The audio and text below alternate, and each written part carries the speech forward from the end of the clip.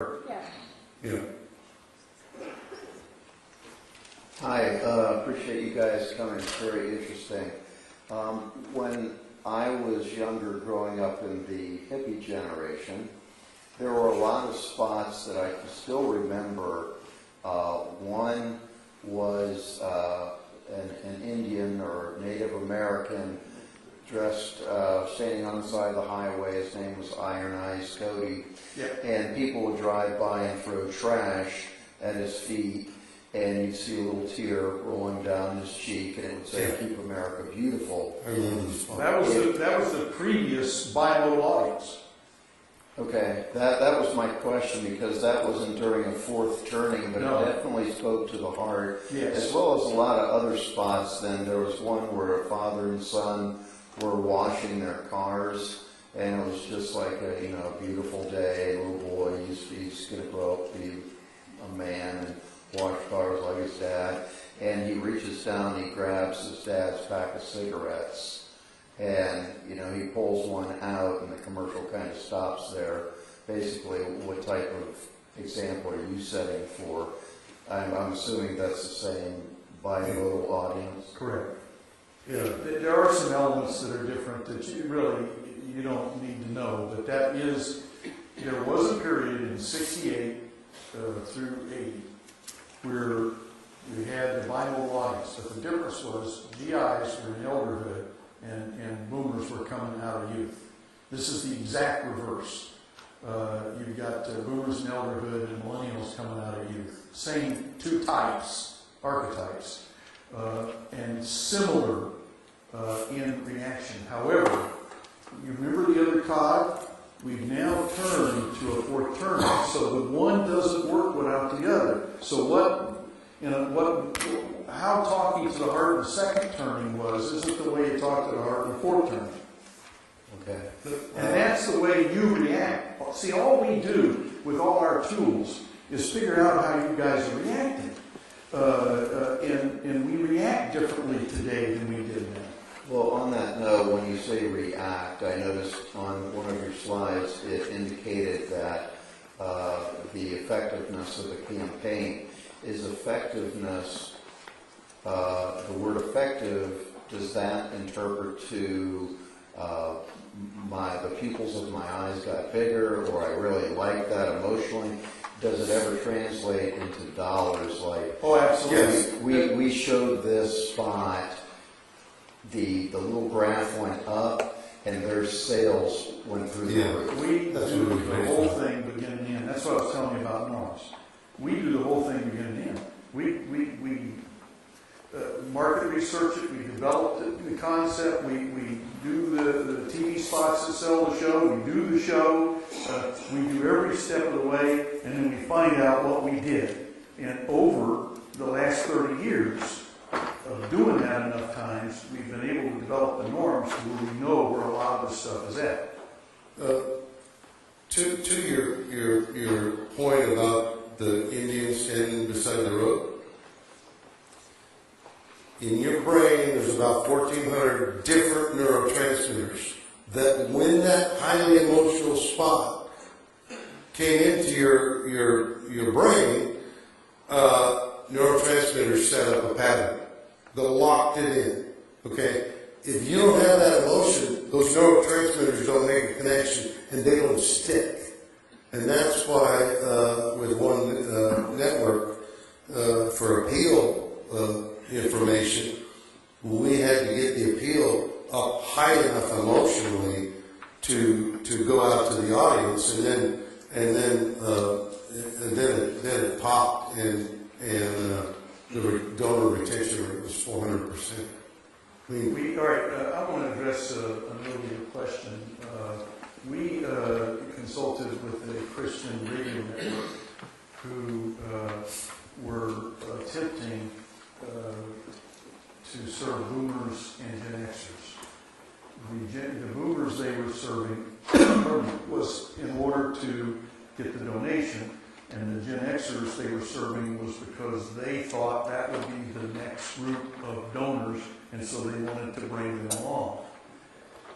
we went in there, and fortunately, the owner of the network is a good friend and believed in us. And as oftentimes happens, like Mike Levitt's spot, people have to be ordered to do these things because they're so illogical that they just can't bring themselves to do them. We said they were running top 40 music. You've got to take that off the air. You're chasing the boomers away. Now, their problem was that their contributions had gone down so far that they were considering closing shop. They did one single thing, and that was took the top 40 music off the air, and their contributions went up 400%. What they were doing was keeping boomers away. And for whatever reason, and a lot of times I have to tell my people, stop. We don't need to know the reason. We just need to know the cause and the outcome. Finding out the reason is way too expensive many times. So, right now, boomers are the biggest contributors. Trust me, they are. Silence were, there aren't enough silence left. GIs were the biggest of all, and those who are around when the GIs were here know this, and they gave regularly and heavily, and they aren't. I'm not addressing that you guys are asking for contributions. I'm addressing what happened to this radio network. They were a non-com. They can't run spots. They needed contributions. And so by taking that off the air, they increased their contributions by 400% because they got the boomers back. And what did they run instead? I don't even know. We just. Yeah, it was a whole different type of programming. But what they did do was they took the Gen X programming off and put boomer programming on. That's the one line of what they did. And just like 71% of Gen Xers don't vote, probably 80% of Gen Xers don't give. Fact. Boomers, maybe 40% give. I mean, they aren't that great. But the GI and the millennials, when they get the money, 98%. I mean, it's automatic. They give. So what you're doing and what you're attempting to solve right now, if you're that radio network, is, yes, God tells me I've got to serve everyone. And yes, I need to find a way, if that's what they want to do, to get to Gen Xers. But if you want to stay on the air, you better solve this problem right now, or you aren't going to be around to do anything else. And that's what we do, and that's how we're able to help. In that case, mixing Gen X and Boomer is very, very deadly. Gen Xers won't. Yes, sir. With your best prediction, what is the next type or style of television show that would be effective? It's a multi-dimensional question. Oh, but I've got a single-dimensional answer. Okay. Read Frank Capra's book. Is that a good answer? Yeah. You know. Cliff notes are. Huh? Emotional. It's a wonderful. Self-sacrifice. Talk to the heart, not the mind. Everything you said today. So, Yeah. I have a question. It seems like with boomers' nostalgia, their passion for beliefs and doing the right thing, and millennials' optimism and love for community and family, it seems like these messages of the heart are very geared toward boomers and millennial, despite the turning. It seems like messages of the heart would always work for boomers and millennials. No, because they react differently in the third term. Well, I guess my question then would be like to the silent or the Gen X, the silent being efficient, loving processes, the Gen X being cynical. I can't see a message of the heart ever working for for those types. Wait a minute. Let's go back a minute. Let's just talk about boomers for a minute. Let's see. Was that the drug-crazed, free sex group of guys?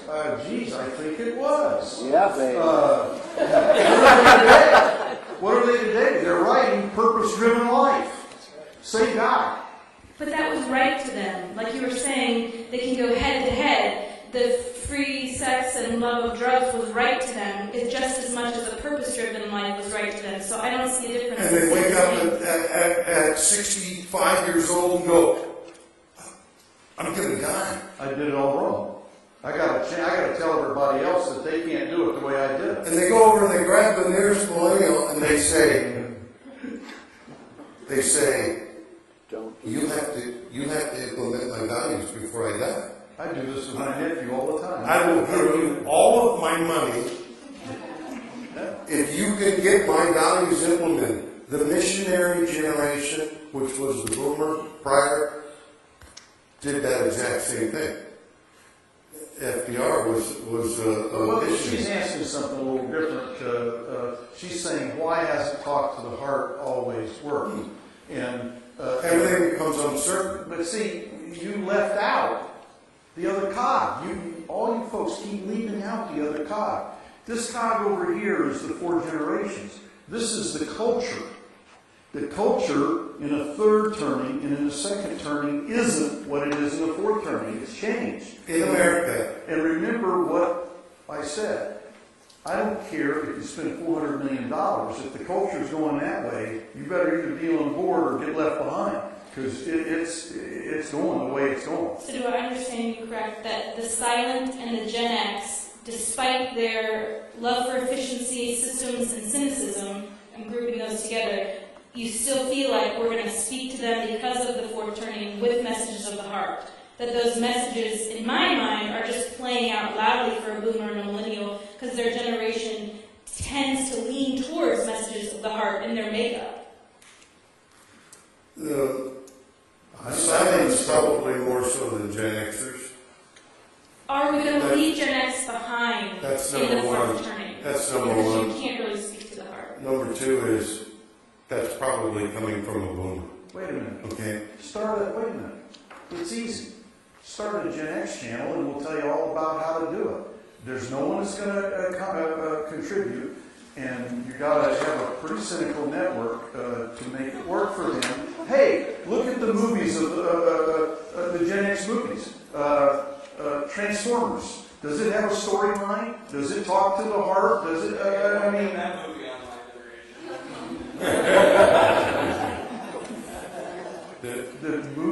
Gen X generation likes action and not story.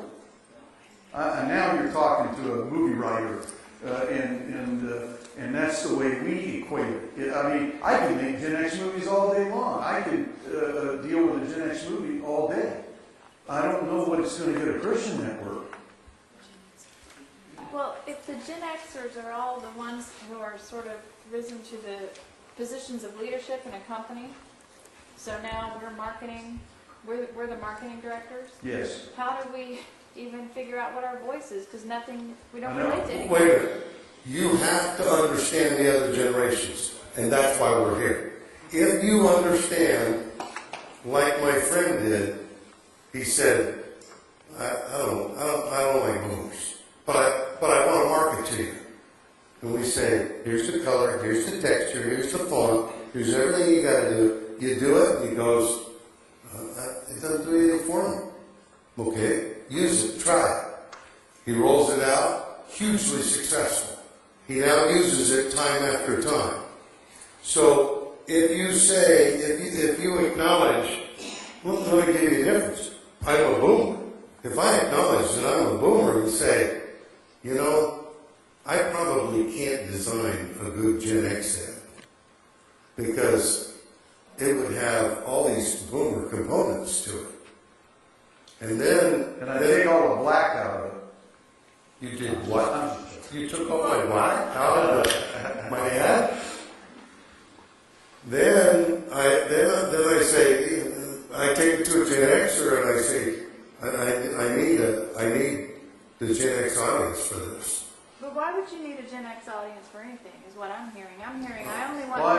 depends on your market. It depends on your market. Well, part of, Jump in here for a second. I think part of what you're feeling is the dynamic from the questions and the feedback here is the dynamic between the fact that we have two primary domestic networks for us. Right. We have INSP and Historic. Thank you. We have INSP, Inspiration Network, that very much wants to go through a transition, and even as a staff, we've only begun to talk about it. As a leadership team, we've talked about it a lot more, and we've talked about it, Chuck, going back 15 years. That's one network with one brand that wants to, whether you want to call it transition, evolve, metamorphosize, change, whatever the adjective is, it is not what it wants to be. We have pretty much said that our target generation is boomers. After this meeting, maybe it's boomers and millennials. But you can get the millennials by accident too. So set that aside. Yeah. Whatever that programming wants to look like or will look like in the future is one thing. We have another network, Halogen. Okay?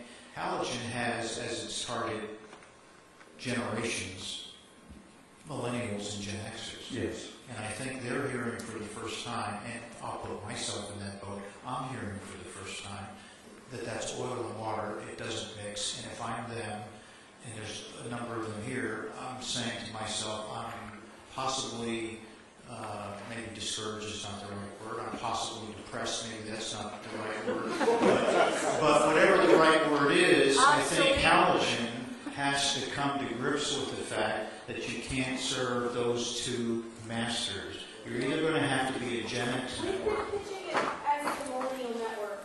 I mean, in all of our pitch meetings, we just use the word millennial. So You may do that in public, but behind the scenes, you've got two target generations. because I think more people will watch. Well, you're hearing, let's hear what the experts have to say, who've been doing this for however many years and have spent however many millions and millions and millions of dollars researching this. This is oil and water. We can talk about how we feel, we can talk about what we think. I heard somebody who was maybe in the silent generation say to me one time, David, tuition in the school of experience is very expensive, and you're only wise if you learn from others. So, you know, it's been a lesson I've tried to learn and haven't always applied. But this is a lesson we need to learn. We need to hear this message loud and clear that going after boomers may bring along some millennials, or we could go after millennials and it may bring along some boomers. That's one category. The Gen Xers is a whole different animal that maybe requires a network all by itself. But if we think we're going to try to go after boomers and get Xers, ain't going to happen. And if we think we're going to go after millennials and get Xers, ain't going to happen. And that's what you guys are saying to us loud and clear. Yeah, but it's easier than that. You know, I'm sort of a strange dichotomy. I'm a writer that's also a number cruncher, and everything's got to work in the numbers for me. And you know, Jane Leno said it best here recently. With Conan, everybody was all upset about Conan, and Jay Leno said, "This is television. You don't get ratings, you're gone. It's simple." So, Bill, you know, just look at the numbers. This show is trying to attract both. How's it doing versus this show that's just attracting millennials? And I bet you I'll rest my case on that because we see it time after time after time. The numbers go down when you try to mix those two audiences. They go up when you separate those two audiences. However you do it, and you can, as we discussed, like on a Friday, Saturday night, you can separate by night different audiences, but start and end it with your lead in and your lead out all the same. I want to go back to the question for a second. If you resolve that you are a Gen Xer and you have the hugest opportunity of millennials before you, you will be very successful. If you, because there's 100 million of them, worldwide, it's huge, the amount of millennials. And they marry young, they have kids, I mean, all these things, they're brand loyal.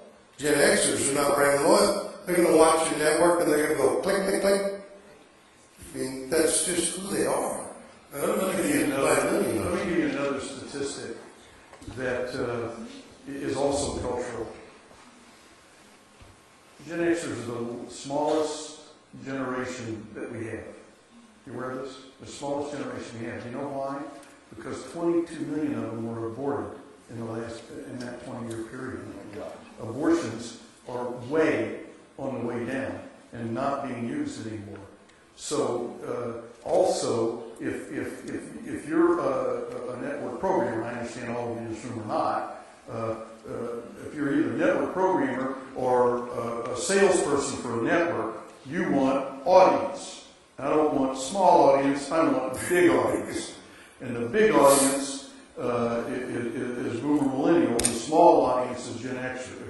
If you look at it from a sales point of view that way, that's another way you can look at it. Look, folks, we're not trying to run down any generation. They all have pluses and they all have minuses. Eisenhower was the previous version of a Gen Xer and got us out of the war. The Gen Xers, like everyone else, have a place in God's plan. I'm not trying to. What I'm trying to do here is be pragmatic about which audience do you want, what numbers do you want, and how do you want to grow your network. And what we've basically given you are the easiest ways to do that quickly. And I think, many of you here, sort of famous story, but Jeff Sagansky called me into PAX. He said, I've got a 0.2 rating on my network, and I want you to come in and do some quick stunts. I need an audience fast. And what did we do, Dave Balsinger, in the first 6 months? How much did we increase their audience? We did a 104% increase in their audience in 30 days. Now, the way you do that is pragmatically. Yes, ma'am. Well, pragmatically, I'm just thinking about how you talked about there's different communication styles in the fourth turning, and one of the pieces was really drilling towards the commonalities or shared values of that time. And so I'm wondering, if you're going to speak to the heart, is there a way of using the communication strategies of fourth turning that actually does play on the commonalities of multi-generations? Yes and no. He's going to take the yes, I'm going to take the no. What we found in all these brain researches and all the different stuff that we've done is that because of the way Gen Xers were raised, because of the culture of that 20-year period where they were raised, they are very cynical and very unbelieving. We've seen that today. and they're very hard to catch by talking to the heart, because they go, oh no, I know what you're trying to do. Whereas the boomers and millennials in the audience, they just fold. They're done. We own them. And the Gen Xers over there going, no. What are you guys? You're being sucked into this. Yes. Yes, they are. Every one of these spots sucks in an audience. That's their job. That's what they're built for, and that's what they do. The Gen Xers are hard to suck in. Is that the yes part of the equation is there are certain overarching themes to use in a fourth turning. We have used them before when you're doing something that has to be multi-generational. That was male. Okay? And that was to a different audience. TV and any kind of broadcast where you're able to target a generation is entirely different. See, in mail, we will do 4 pieces of mail for DirecTV. DirecTV wanted to get silence. They had a lot of silence that stay home and watch television, but they didn't have a lot of silence who were subscribers. And they had a lot of nostalgia networks, a lot of networks that should deal to silence. So they had a mailer that had 4 complete mailers, but all with a similar message. The difference was the mailer that went to Silence had General MacArthur's stamp on the outside. Now, you and I would see that and toss it every Silent opening. The direct mail response rate went from 1.5% to 10%. The point is, I mean, it was huge. The point is that we can suck you Gen Xers in, but we got to do it different than we do Silence or Boomers or these others. And what we've been discussing today is how you pull markets, because unfortunately, there's 500 channels, and the audience is split 500 ways. And every advertiser out there, believe me, they beat on me all day long. We're looking for eyeballs. So every network out there is trying to increase the amount of eyeballs. Right now, there are networks that appeal to not just Gen Xers, but Gen X women. There are networks that appeal to outdoorsmen. There are networks that do this and do that and do the other. And because a Christian network has a multidimensional problem, if you want to make sure you have donors and eyeballs, you gotta have boomers in the mix. Well, speaking to our two networks again, INSP is both viewer supported and advertiser supported. Halogen is advertiser supported only along with license fees. Someday, possibly, we're here long enough, maybe INSP would become license fee supported. Oh, it'll be your next TBN. I mean, it will, because those millennials, when they get money, the first thing they're going to do is send some. Well, when I say license fees, commercial advertising, and donations, I think that's INSP's model for the future. As far as Halogen's model, it's license fees and advertising. I understand. They're not into the donor-driven side of things, and I'm not suggesting they should be. I think speaking from my seat on the bus, I think part of what we need are some filters to help, in as much as possible, predefine success. You go out to the end and figure out things that we've talked about, what's going to make a program successful, and then come back and produce it. We're sitting here on the INSP side saying, what programs can we acquire that can get our missional message across and still drive ratings, that can drive spot rates, that can drive revenues, before we commit to spending X dollars an episode with some syndicator only to get it on the air and find out it's dog meat. Most new networks today acquire content instead of producing it. And you know the reason why, maybe some of our people in here know the reason why, but generally speaking, a syndicated product is a proven product. If it did an X rating on Y network, chances are it might do the same on yours. But you come up with your own great idea for an original show, and you really are taking a crapshoot to know whether it's going to get ratings or not get ratings. And how do you vet that? We're getting around to traditional market research versus all the kinds of things. I mean, we don't have MRI machines here, all the rest of it.